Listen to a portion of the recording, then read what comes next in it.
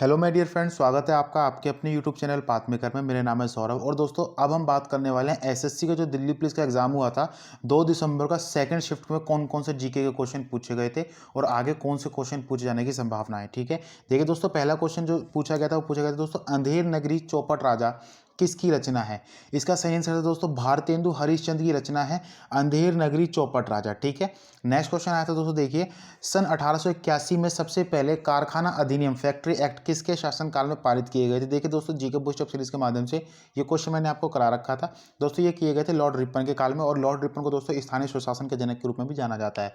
हर shift में एक ना एक क्वेश्चन दोस्तों लॉर्ड से आ रहा है, आप लॉर्ड वाले को टॉपिक को कवर जरूर कर लीजिएगा। ठीक है, क्वेश्चन नंबर 3 आया तो देखिए दोस्तों, छऊ लोक नृत्य का कौन सा प्रकार यूनेस्को की सूची में शामिल है। देखिए दोस्तों, इससे पहले वाले शिफ्ट में पूछा गया था छऊ लोक नृत्य का संबंध किस राज्य से है। इसमें पूछा गया दोस्तों, छऊ लोक नृत्य का कौन सा प्रकार यूनेस्को की सूची में शामिल है। देखिए दोस्तों, छऊ जो लोक नृत्य है इसको 3 प्रकार से परफॉर्म किया जाता है। ठीक है, और दोस्तों जो यूनेस्को की सूची में शामिल है वो है पुरुलिया। दूसरे नंबर का होता है दोस्तों सैरेकले छऊ, एक होता है दोस्तों मयूरभंज छऊ। ठीक है, 3 होते हैं दोस्तों पुरुलिया छऊ, सैरेकल्ले छऊ और मयूरभंज छऊ। ठीक है, पुरुलिया छऊ जो है दोस्तों वो यूनेस्को की सूची में शामिल है। ठीक है, क्वेश्चन नंबर 4 पूछा गया था, गोवा का समुद्री तट किससे लगता है। देखिए दोस्तों, जो गोवा है, गोवा राज्य है, इसका जो समुद्री तट है दोस्तों, देखिए उत्तर में महाराष्ट्र से लगता है दोस्तों, ईस्ट और साउथ की बात करें तो कर्नाटक के समुद्र तट सीमा से लगता है दोस्तों, और अगर हम बात करें पश्चिम से तो ये अरब सागर से लगता है। ठीक है, क्वेश्चन नंबर 5 आया था, देखिए दोस्तों, डाउन सिंड्रोम किस क्रोमोसोम की वजह से होता है। देखिए दोस्तों, ये एक जेनेटिक डिजीज होती है और दोस्तों इसको हम ट्राइसोमी 21 के नाम से भी जानते हैं। ठीक है, और दोस्तों इसमें 21st क्रोमोसोम जो होता है मानव का वो अफेक्टेड होता है। ठीक है, आगे आने वाले शिफ्ट में आपसे पूछा जा सकता है दोस्तों टर्नर सिंड्रोम के बारे में। टर्नर सिंड्रोम भी दोस्तों एक अनुवांशिक बीमारी है जिसको हम 45X या फिर 45X0 के नाम से भी जानते हैं। ठीक है दोस्तों, इसमें क्या होता है, फीमेल के पास जो है एक्स क्रोमोसोम दोस्तों या तो बिल्कुल ही चला खत्म हो जाता है या फिर दोस्तों क्या होता है पार्शली उसमें मतलब अफेक्टेड हो जाता है वो। ठीक है, क्वेश्चन नंबर 6 जो पूछा गया था, देखिए दोस्तों, किस उत्पाद को जीएसटी में शामिल नहीं किया गया। देखिए दोस्तों, जीएसटी में शामिल जो नहीं किया गया वो अल्कोहल को नहीं किया गया, पेट्रोलियम प्रोडक्ट्स को नहीं किया गया, इलेक्ट्रिसिटी को नहीं किया गया। इस सभी की दोस्तों ऐसा कोई ऑप्शन होगा वहाँ पे जो इनमें तीनों में से एक था दोस्तों, वही हमारा क्या था, आंसर था। ठीक है, क्वेश्चन नंबर 7 जो पूछा गया था, किस संविधान संशोधन के तहत मतदान की आयु को 21 से घटाकर 18 कर दिया गया था। देखिए दोस्तों, इस 61st अमेंडमेंट एक्ट हुआ था 1988 में, जिसके तहत दोस्तों क्या किया गया था, जो मतदान की आयु थी, वोटिंग की जो एज थी वो 21 से डिक्रीज करके कितनी कर दी गई थी दोस्तों, 18 ईयर कर दी गई थी। ठीक है, क्वेश्चन नंबर 8 जो पूछा गया था, देखिए जल जनित रोग कौन से होते हैं। देखिए दोस्तों, जल जनित रोग वही होते हैं जो दूषित जल के रोगजनक जीवाणु से उत्पन्न रोग होते हैं, वो क्या कहलाते हैं, जल जनित रोग कहलाते हैं। देखिए दोस्तों, आगे आने वाली शिफ्टों में या फिर आगे आने वाले एग्जाम में मैं 100% आपसे कह सकता हूं कि आगे आने वाले एग्जाम में आपसे वायरस, बैक्टीरिया और प्रोटोजोअल डिजीज पूछी जाएगी, मैं आपको बता सकता हूं। ठीक है, क्योंकि दोस्तों जैसे ही कोई भी टॉपिक किसी भी एग्जाम में टच कर लिया जाता है तो उससे ही आगे आने वाली शिफ्टों में क्वेश्चन पूछे जाते हैं। आप देख रहे होंगे दोस्तों, नृत्य से संबंधित हर शिफ्ट में क्वेश्चन आ रहा है, डेज से संबंधित हर शिफ्ट में क्वेश्चन आ रहा है, लॉर्ड से संबंधित हर शिफ्ट में क्वेश्चन आ रहा है, आर्टिकल तो 3 से 4 हर शिफ्ट में पूछे जा रहे हैं, अमेंडमेंट एक्ट पूछे जा रहे हैं। तो दोस्तों ये सभी क्या है, ये आपके की पॉइंट्स बन जाते हैं कि आप इनको जरूर कवर कीजिए। ठीक है, क्वेश्चन नंबर 9 देखिए दोस्तों, क्या आया था, 15वें वित्त आयोग के अध्यक्ष कौन है। ये क्वेश्चन मैंने आपको दोस्तों जीके बूस्ट अप सीरीज के माध्यम से भी और करंट अफेयर के माध्यम से भी ये करा रखा था आपको दोस्तों। ये कौन थे, एनके सिंह है 15वें वित्त आयोग के अध्यक्ष, और इनका जो कार्यकाल है दोस्तों 2020 से कब तक है, 2025 तक है। ठीक है, क्वेश्चन नंबर 10 जो आया था, देखिए कबड्डी में कितने खिलाड़ी होते हैं। देखिए दोस्तों, कबड्डी में कितने खिलाड़ी होते हैं, होते दोस्तों 7। आगे आने वाली एग्जाम में आपसे पूछा जा सकता है बास्केटबॉल जो प्लेयर होते हैं, टीम होते हैं, उसमें कितने प्लेयर होते हैं, और दोस्तों खो खो में कितने प्लेयर होते हैं। ठीक है, रग्बी फुटबॉल में कितने प्लेयर होते हैं, ये सभी आपसे आने वाले शिफ्टों में पूछा जा सकता है, आप इसको कवर कर लीजिएगा। ठीक है, क्वेश्चन नंबर 11 आया था दोस्तों, देखिए प्रकाश संश्लेषण के दौरान पौधे सूर्य का कितना प्रतिशत भोजन के रूप में उपयोग करते हैं। देखिए दोस्तों, ये 3%, अप्रोक्सीमेट 3% करते हैं। ठीक है, क्वेश्चन नंबर 12 जो आया था, देखिए दोस्तों, वो था महान्यायवादी के बारे में कौन सा कथन गलत है। देखिए दोस्तों, महान्यायवादी के बारे में मैंने आपको डिटेल में बता रखा है, अटॉर्नी जनरल ऑफ इंडिया। इसके बारे में दोस्तों मैंने आपको बताया था, अटॉर्नी जनरल ऑफ इंडिया का जो पोस्ट है वो आर्टिकल 76 में दी गई है। ठीक है, अनुच्छेद 76 बताता है दोस्तों महान्यायवादी के पोस्ट के बारे में। दोस्तों मैंने आपको ये भी बताया था, महान्यायवादी जो होता है दोस्तों, ये सबसे बड़ा कानून अधिकारी, लॉ ऑफिसर होता है, और इनकी जो योग्यता होती है दोस्तों सुप्रीम कोर्ट के चीफ जस्टिस के बराबर होती है। दोस्तों ये कहीं भी भारत को रिप्रेजेंट करते हैं। ठीक है, मैंने आपको बताया था किसी भी कोर्ट में, इंटरनेशनल कोर्ट में ये भारत को रिप्रेजेंट करते हैं, और ये कभी भी पर्सनली किसी भी व्यक्ति का मुकदमा नहीं लड़ सकते। इतनी सारी बातें मैंने आपको महान्यायवादी से रिलेटेड बता रखी थी। उसमें दोस्तों एक कथन ऐसा था जो कि महान्यायवादी से रिलेटेड नहीं था, ठीक है, तो वही हमारा क्या था दोस्तों, आंसर था, ठीक है। नेक्स्ट क्वेश्चन जो पूछा गया था, देखिए दोस्तों, ये महान्यायवादी जो पूछ लिया गया दोस्तों, आगे आने वाले शिफ्ट में आपसे कैग के बारे में पूछा जा सकता है, ठीक है। कैग आप जरूर कवर कर लीजिएगा दोस्तों, ठीक है। क्वेश्चन नंबर 13 जो आया था, देखिए दोस्तों, प्रथम भारत रत्न किसे प्रदान किया गया था। देखिए दोस्तों, मैंने आपको बता रखा था भारत रत्न की शुरुआत हुई थी 1954 में, और सी राजगोपालाचारी, सीवी रमन और सर्वपल्ली राधाकृष्णन को दोस्तों 1954 में भारत रत्न से सम्मानित किया गया था। क्वेश्चन नंबर 14 आया था दोस्तों, 92वें अकादमी अवार्ड 2019 के लिए भारत की कौन सी फिल्म नामित हुई थी। देखिए दोस्तों, 92 अकेडमी अवार्ड 2019 के लिए गली बॉय, जो अपनी मूवी है गली बॉय दोस्तों, वो ही हुई थी नामित, ठीक है। और दोस्तों 2020 के लिए जलीकट्टू हुई है, ठीक है। क्वेश्चन नंबर 15 जो पूछा गया था, मांडोवी नदी किस राज्य में बहती। देखिए दोस्तों, ये क्वेश्चन आपको मैंने जी के बुस्टअप सीरीज के माध्यम से बता रखा था दोस्तों। गोवा किस नदी के तट पर बसा हुआ है, मांडवी नदी पर, और दोस्तों यही आंसर है इसका, मांडवी नदी जो है दोस्तों गोवा राज्य में बहती है, ठीक है। क्वेश्चन नंबर 16 है, बजट 2020 के अनुसार कितने पुरातात्विक स्थलों को संरक्षण दिया जाएगा। देखिए दोस्तों, आप सभी बजट जरूर कंप्लीट कर लीजिए, हर शिफ्ट में बजट से रिलेटेड एक ना एक क्वेश्चन आपको देखने को मिल रहा है, ठीक है।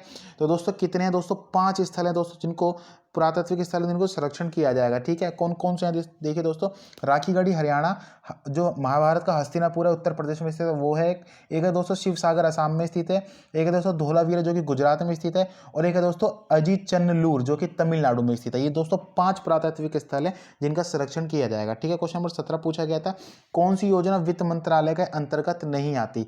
देखिए दोस्तों, वहां पे कई सारे ऐसे ऑप्शन थे जो कि आते थे, और एक ऑप्शन ऐसे था प्रधानमंत्री कौशल विकास योजना, जो कि वित्त मंत्रालय के अंतर्गत नहीं आती है, ठीक है। क्वेश्चन नंबर 18 आया था दोस्तों, देखिए पुस्तकों के मिलान से संबंधित प्रश्न था। देखिए दोस्तों, वहां पे कई सारे पुस्तकें दे रखी थी, जैसे कि रामचरितमानस दी गई थी दोस्तों, तुलसीदास के द्वारा लिखी गई है, अभिज्ञान शाकुंतलम कालिदास जी के द्वारा लिखी गई। वहां पे दोस्तों जो मैच नहीं कर रहा था, वो नहीं कर रहा था दोस्तों राजतरंगिणी कलहन के द्वारा लिखी गई है दोस्तों, और वहां पे लिखा हुआ था बाणभट्ट, ठीक है। तो राजतरंगिणी हमारा आंसर था, कलहन के द्वारा लिखी गई है दोस्तों, वो बाणभट्ट के द्वारा नहीं लिखी गई, ठीक है। पुस्तकों से संबंधित भी प्रश्न पूछा गया है। क्वेश्चन नंबर 19 आया था, देखिए दोस्तों, टाइगर वुड्स किस खेल से संबंधित हैं। देखिए दोस्तों, जो टाइगर वुड्स है गोल्फ प्लेयर है, अमेरिकन गोल्फर है ये, और दोस्तों ये गोल्फ गेम से स्थित मतलब संबंधित हैं, ठीक है। क्वेश्चन नंबर 20 जो पूछा गया था दोस्तों, भारत सरकार की योजना एक भारत श्रेष्ठ भारत के तहत मानव संसाधन मंत्रालय ने उत्तराखंड राज्य को किस राज्य के साथ जोड़ा है।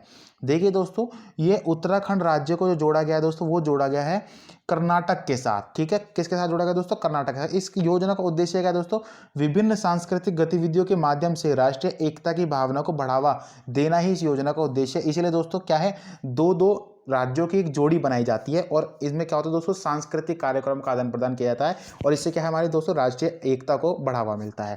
क्वेश्चन नंबर 21 जो पूछा गया था दोस्तों, पंजाब हिमालय किन नदियों के बीच है। देखिए दोस्तों, ये जो पंजाब हिमालय दोस्तों, पश्चिमी हिमालय को ही पंजाब हिमालय कहा जाता है, और दोस्तों जो पंजाब हिमालय सिंधु और सतलज नदी के बीच में है, ठीक है। क्वेश्चन नंबर 22 जो पूछा गया था दोस्तों, देखिए उज्जैन किस नदी के किनारे स्थित है। दोस्तों ये क्वेश्चन मैंने आपको करा रखा था, उज्जैन जो स्थित है दोस्तों क्षिप्रा नदी के किनारे स्थित है, ठीक है। क्वेश्चन नंबर 23 जो पूछा गया था दोस्तों, देखिए कौन सा कंकाल तंत्र का हिस्सा नहीं है, कौन सा कंकाल तंत्र का हिस्सा है।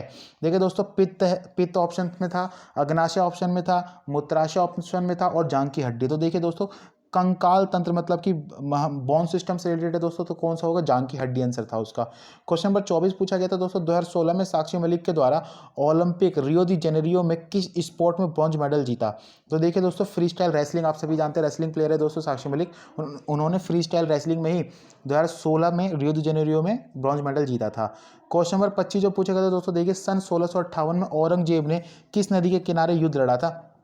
दोस्तों देखिए, ये लड़ा था उन्होंने चंबल नदी के किनारे, और दोस्तों इसको धर्मत का युद्ध कहते हैं, और दोस्तों ये लड़ा गया था उन दोनों भाइयों के बीच में, दारा शिकोह के बीच में और औरंगजेब के बीच में, ठीक है। और इसमें औरंगजेब जीत गया था और अपनी गद्दी पर बैठ गया था, ठीक है। आप सभी जानते हैं दोस्तों, ये मतलब कि इसमें क्या हुआ है, इस युद्ध में दो भाइयों ने आपस में लड़े थे, क्योंकि गद्दी के इसलिए कि मतलब राज सिंहासन को पाने के लिए, ठीक है।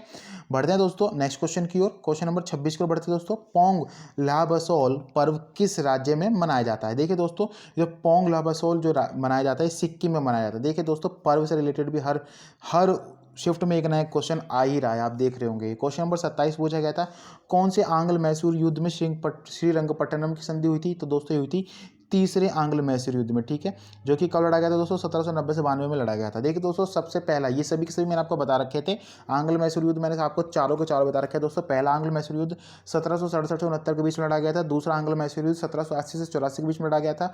तीसरा आंग्ल मैसूर युद्ध दोस्तों 1790 से 92 के बीच में लड़ा गया था। और चौथा आंग्ल मैसूर युद्ध दोस्तों 1799 में लड़ा गया था, ठीक है दोस्तों। देखिए, आप ये भी ध्यान रखिएगा, आपसे आने वाले शिफ्ट में पूछा जा सकता है मंगलोर की संधि किस आंग्ल मैसूर युद्ध के बाद हुई थी दोस्तों, ये हुई थी दूसरे आंग्ल मैसूर युद्ध के बाद, ठीक है। आप इन चारों के चारों आंग्ल मैसूर युद्ध को कवर कर लीजिएगा दोस्तों, ठीक है। कौन से युद्ध में टीपू सुल्तान मारा गया था, ये सभी आपसे आगे आने वाली शिफ्ट में पूछा जा सकता है। क्वेश्चन नंबर 28 जो पूछा गया था दोस्तों, देखिए ओलंपिक के प्रत्येक छल्ले में कौन सा रंग सुमेलित नहीं है। देखिए दोस्तों, आपसे भी जानते हैं जो ओलंपिक होता है दोस्तों, उसमें 5 छल्ले इस तरीके के दिए होते हैं, उसमें जो साइन होता है ओलंपिक का, इस तरीके से आप देखते होंगे दोस्तों, ठीक है, 5 होते हैं। तो दोस्तों सबसे पहला जो होता है दोस्तों वो ब्लू कलर का होता है, दूसरा होता है दोस्तों येलो कलर का, तीसरा होता है ब्लैक कलर का, चौथा होता है ग्रीन कलर का, और 5 होता है दोस्तों रेड कलर का। और दोस्तों इनसे अलग एक कलर वहाँ पे दिया गया था दोस्तों, जो कि हमारा क्या था, आंसर था।